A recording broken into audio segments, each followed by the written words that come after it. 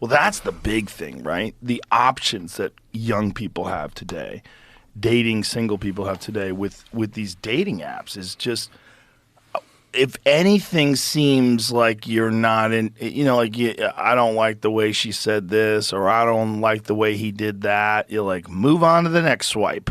Yeah. Like, you never get past this thing where, you try to, like, manage how to hang out with each other. Because, when you're dating, everyone has a different personality. Yeah. And some things that some people love, other people are like, hey, don't do that. And you're like, oh, all right. I didn't know. Yeah. I thought you liked it when I opened up the door. Like, whatever it is. It's like there's always going to be a thing that someone doesn't like. And everyone has so many options today. It's got to be, if you're an attractive person, a woman or a man, and you have a dating app today, like, the chances of you finding someone that makes you put away all those other options, because those options in a dating app are just as addictive, I would imagine, as some video games. Oh, for sure. Because you're engaging with new people. Have you ever seen a girl go through her Tinder to show like how absurd it is for what the demand is for them relative Honestly, to dudes? I haven't. I've seen people talk about it online, but I've never seen anybody do it in person. You could have like a 6 out of 10 who would 20 years ago or whatever not get that much attention if it weren't for social media and everything, going through her Tinder, and it's like match, match, match, no match, match, match. Whereas for dudes, it's like nothing, nothing, nothing, nothing, nothing, maybe match, nothing, nothing, nothing, nothing, nothing, nothing. So it's like literally 10% of the dudes are getting 90% of the chicks.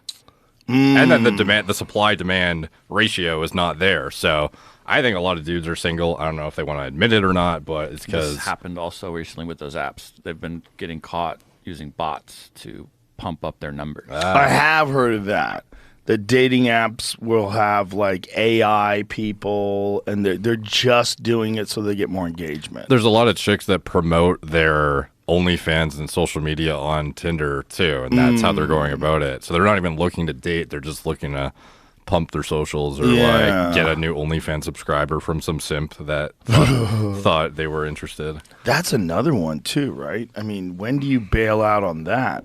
So if you're a woman, let's say you're a woman and you're making, some of these women are making $100,000 a month just showing their feet and whatever. Literally. Yeah. And so all of a sudden you date this guy and you're really into him, and it becomes a meaningful relationship, and then this conversation comes up like, hey, how long are you going to show your asshole on, on OnlyFans? Like, as long as I want. And then she's like, well, I make $100,000 a month showing my asshole on OnlyFans. You're like, oh, all right. Well, I don't know where this is going then. It's like, do you make that showing your asshole? No, I don't. No, I don't. So then the guy has to like be in this position where the woman literally makes like 10 times more than he does showing her asshole.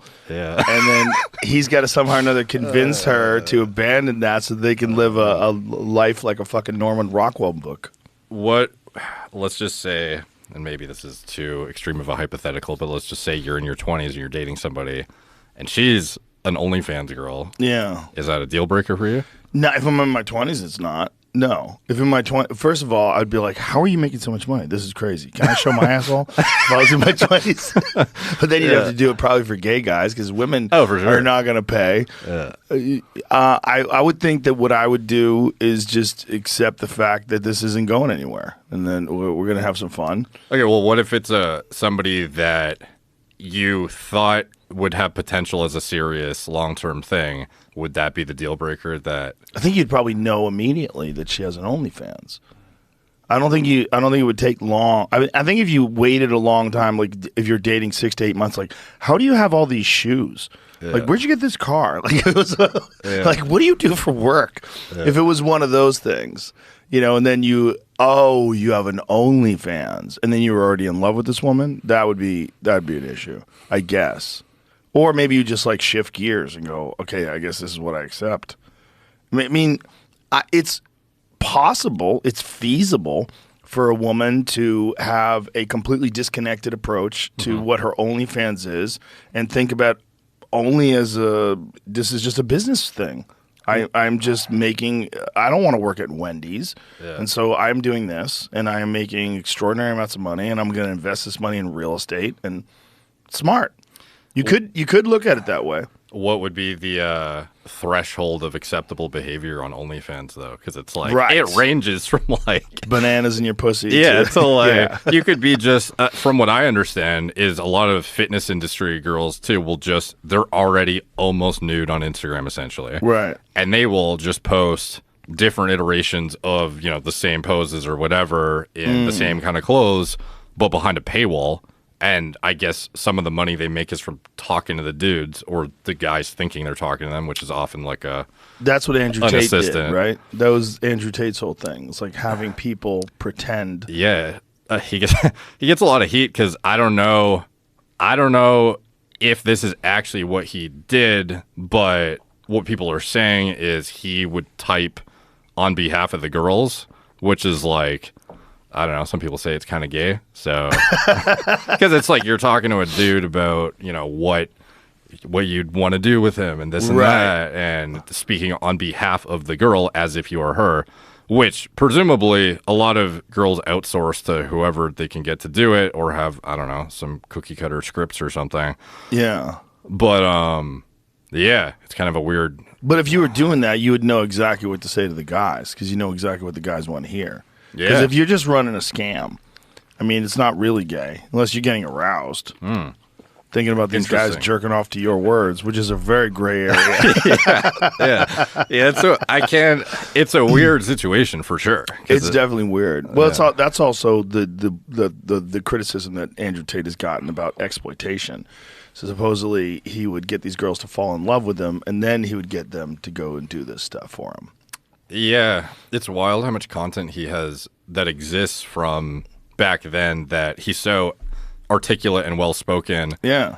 When he speaks about it, but then some of those videos are so vulgar and whatnot that Yeah. it's hard to. I can imagine the people who are very hard on him. You watch the old videos; it's pretty hard to Yes. side with him when you see those. Yes. Yeah. But also, you got to think of what a person like that is trying to do when they're first getting attention. You're trying to be as outrageous as possible to get as much people to think about what you're saying and talk about what you're saying and engage with it. Yeah. And the best way to do that is to be like a character, an over-the-top, completely arrogant guy who's shirtless with sunglasses on, smoking a cigar, talking about hoes.